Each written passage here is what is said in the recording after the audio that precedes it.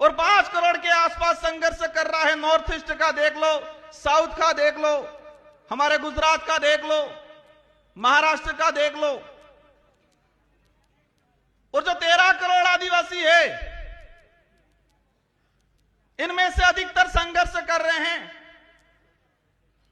मेरे राजनीतिक जीवन में मुझे 2 बार विधायक बनने का अवसर मिला मेरे विधानसभा क्षेत्र की जनता की ओर से, और आप जैसे साथियों की बदौलत मेरे संसदीय क्षेत्र बांसवाड़ा डूंगरपुर की जनता की वजह से मुझे सांसद बन के अवसर मिला।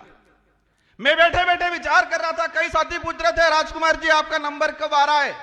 मैं मन ही मन हंस रहा था कि देश की संसद में रात की 1:30 बजे तक बैठता हूं तो हमारे आदिवासी भाइयों की आवाज उठाने के लिए, तो यहां पर मुझे 5 बजे तक बैठने में कोई दिक्कत नहीं है। जिस देश की संसद में भूखे प्यासे रात की 1:30 बजे तक बैठा हूं आदिवासियों की आवाज बनने के लिए, तो मुझे यहां पर रात की 6 बजे 7 बजे 8 बजे तक बैठने में कोई दिक्कत नहीं है। मन ही मन हंस रहा था।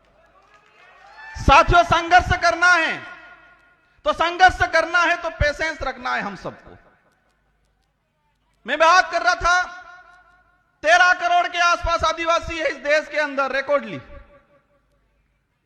पूर्व में पैसा कानून को लेके, 5वीं अनुसूची को लेके, फॉरेस्ट राइट एक्टों को लेके बात हुई, तो 13 करोड़ में से अधिकतर आदिवासी समुदाय संघर्ष कर रहा है।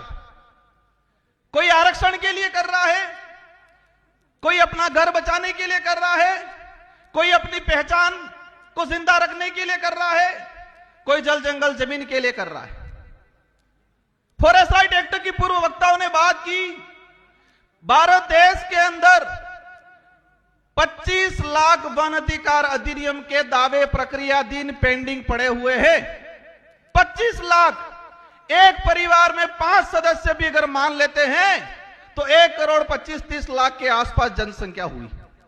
मतलब यह हुआ पहला संघर्ष कि वन विभाग के अंदर रहने वाला भारत देश का आदिवासी 1 करोड़ 30 लाख के आसपास, जो सरकारी रिकॉर्ड है, मेरा रिकॉर्ड नहीं है, जो फॉरेस्ट राइट एक्ट के तहत दावे प्रक्रियाधीन चल रहे हैं, 1 करोड़ 30 लाख आदिवासी वन विभाग में बैठा हुआ संघर्ष कर रहा है।